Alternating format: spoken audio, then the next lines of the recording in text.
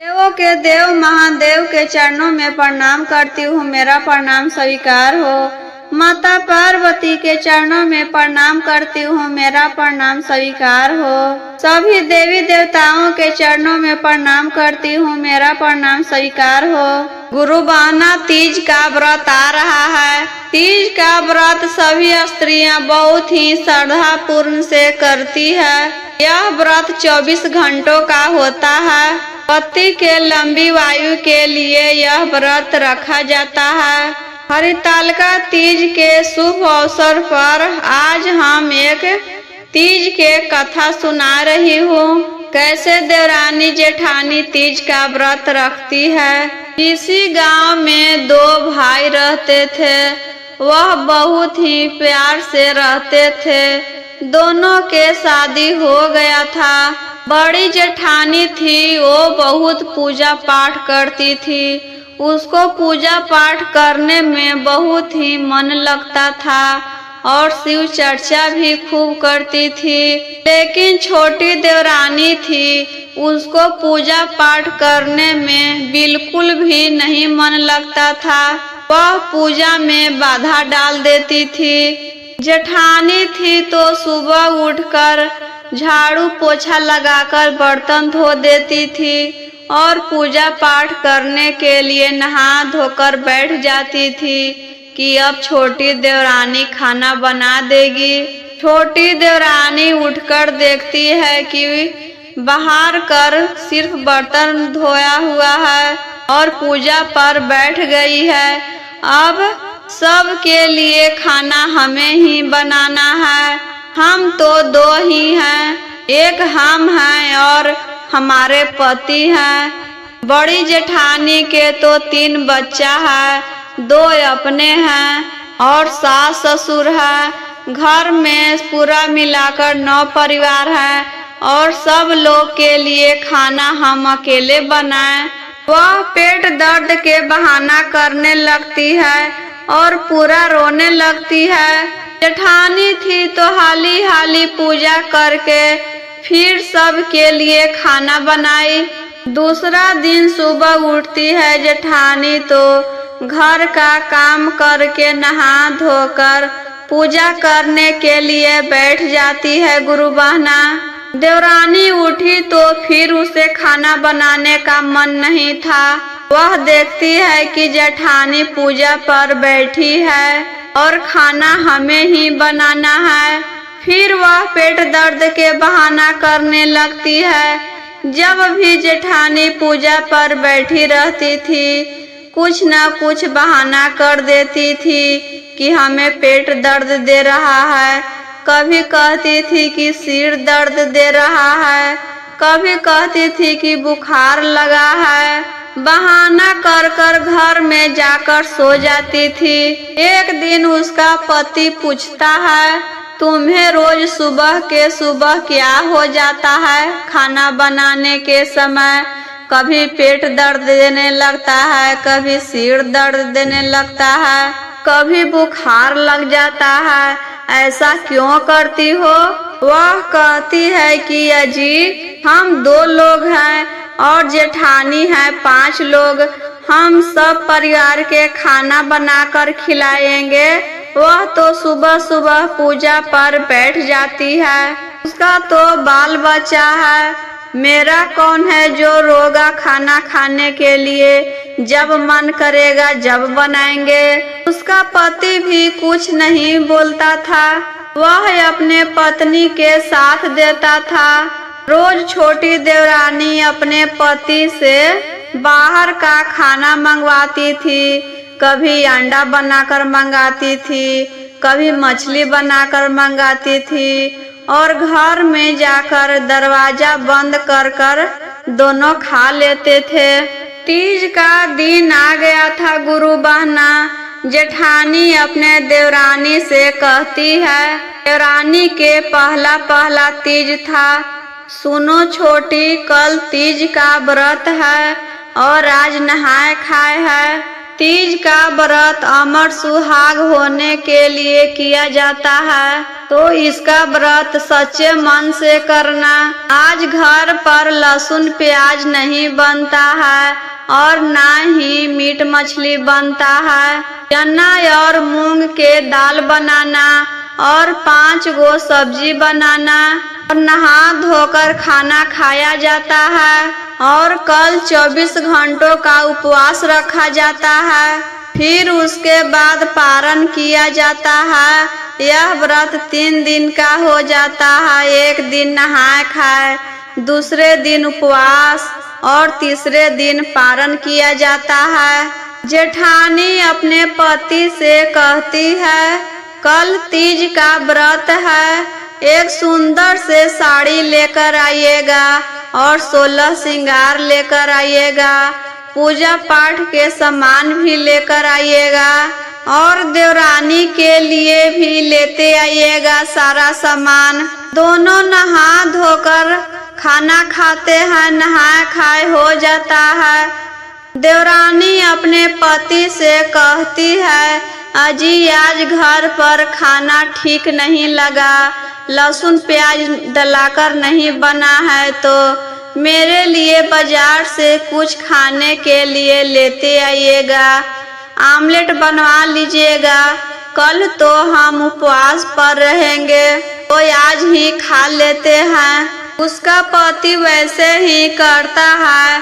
शाम के घर आते समय अंडा के आमलेट बनवाकर ले आता है और घर में ले जाकर रख देता है। जेठानी शाम के खाना बनाती है, अपने सास ससुर के खिलाती है, बच्चा के खिलाती है, पति के खिलाती है और देवरानी से कहती है, चलो सब लोग खाना खा लिए, अब हम दोनों खा लेते हैं। देवरानी कहती है, दीदी अभी हमें भूख नहीं लगा है, आप खाना खा लीजिए, आपके बच्चे रोने लगेंगे, हम तो कभी भी खाना खा लेंगे। जेठानी खाना खा लेती है और सोते समय उसका आदत था कि आंगना में जितना भी सामान रहता था वह घर में रख देती थी। सूप, बढ़नी और कुछ भी सामान हो सब घर में रख देती थी। सब हटा रही थी तो देवरानी के घर से सुगंध आने लगता है आमलेट का। वह मांसाहारी चीज नहीं खाती थी तो उसको और ज्यादा सुगंध आने लगा, बहुत खराब। वह कहती है कि पता नहीं क्या महक रहा है। देवरानी तुम अपने कमरे में देखो तो क्या महक रहा है इतना खराब। देवरानी कहती है कि नहीं दीदी कुछ भी नहीं है, हो सकता है कि चूहा मारा होगा, वही महक रहा है। इतना कहकर जेठानी अपने रूम में चली जाती है और देवरानी अपने रूम में जाकर दरवाजा बंद कर देती है।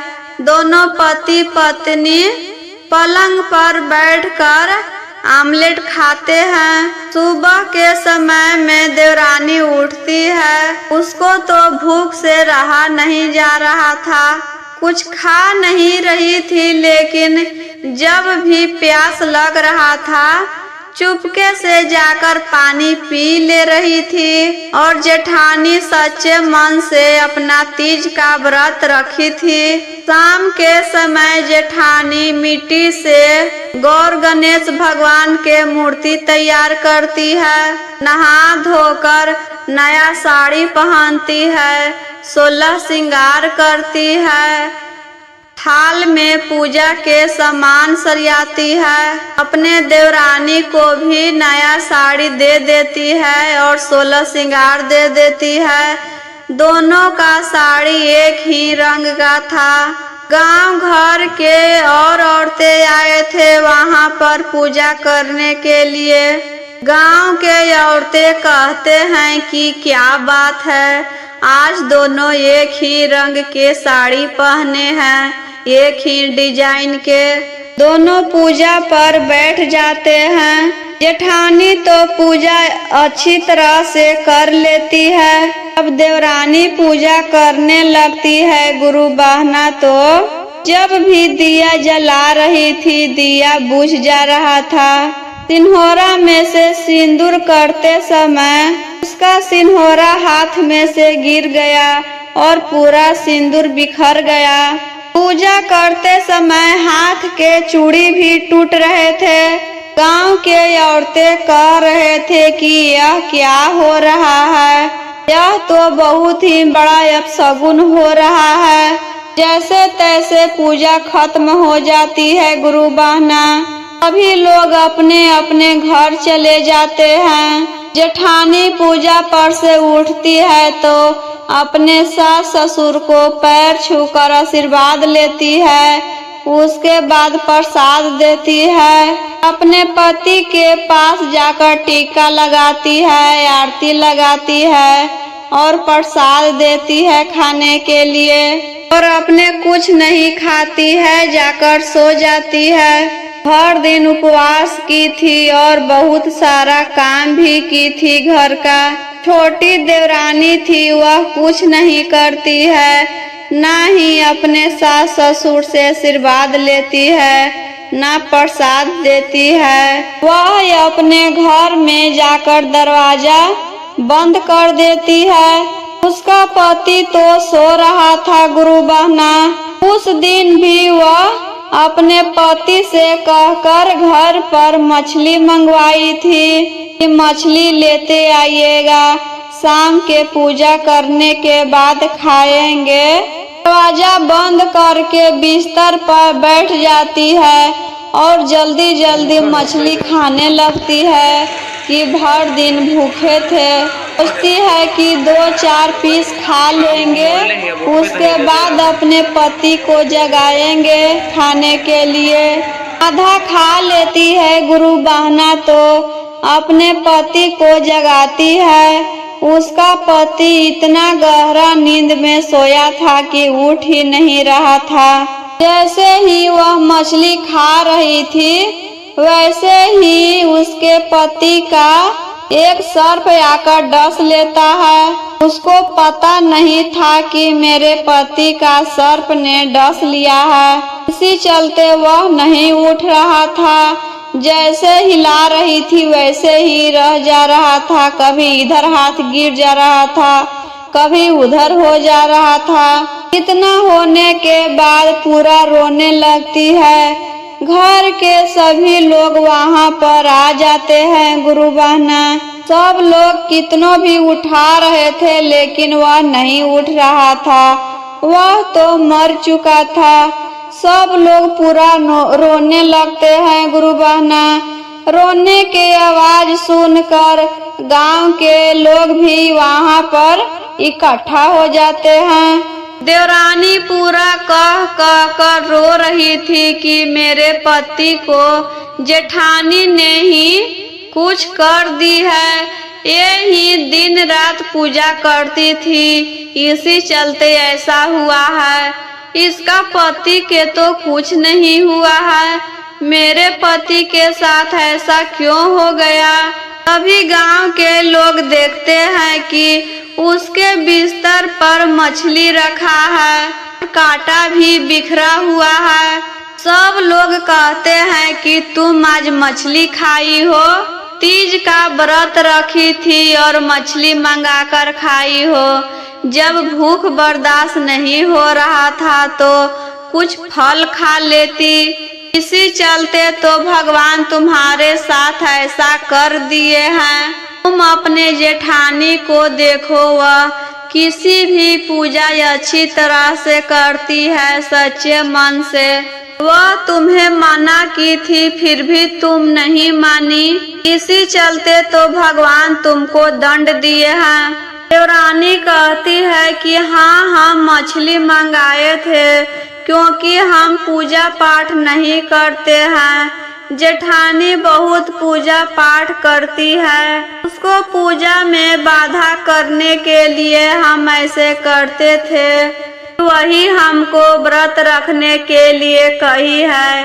पाप तो उसको ही लगेगा ना, इसीलिए हम ऐसा करते थे। जब भी वह हमें प्रसाद बनाने के लिए कहते थे तो हम प्रसाद बनाकर पहले जुठा देते थे, प्रसाद में नमक डाल देते थे, साफ सुथरा से प्रसाद नहीं बनाते थे। इसीलिए आज मेरे साथ ऐसा हुआ है। हम नहीं जानते थे कि भगवान इस सब का दंड देंगे। जेठानी अपने शिव गुरु के सामने जाकर पूरा रोती है कि हे शिव गुरु सहाय होइए, आज मेरे ऊपर लांछन लगा है, कुछ भी करके मेरे देवर जी को ठीक कर दीजिए। यदि हम आपके सच्चे मन से पूजा किए हैं तो अपने शिष्या पर लगा हुआ लांछन को हटा दीजिए और मेरे देवर को ठीक कर दीजिए। तभी सुबह सुबह ही एक वहाँ पर साधु के वेश में शंकर जी आते हैं। वह पूरा काला थे और उनका बाल भी पूरा बिखरा हुआ था। सभी लोग कहते हैं कि लगता है कि यह सांप के डसने वाला है, यह लगता है कि नट है, सांप के डसा हुआ बिख निकाल सकता है। वही साधु जाकर उसके रूम में देखता है तो उलट पुलट कर उसे देखता है तो कहता है कि इसे तो नाग डसा है। वह बीन बजाने लगता है। बीन बजाते बजाते बहुत ही देर हो गया था। बीन के आवाज सुनकर जो नाग डसा था वही नाग आकर सारा बिख चूस लेता है और चला जाता है। तभी वही जो नट था वह भी वहां से गायब हो गया। सब लोग कहते हैं कि यह नट कहाँ चला गया, इतना जल्दी कहाँ चला गया, किसी को दिखाई भी नहीं दिया। यह और कोई नहीं, लगते थे कि कोई भगवान थे। तभी जेठानी कहती है कि यह और कोई नहीं, मेरे शिव गुरु होंगे, मेरे ऊपर लगा लांछन दूर करने आए हैं।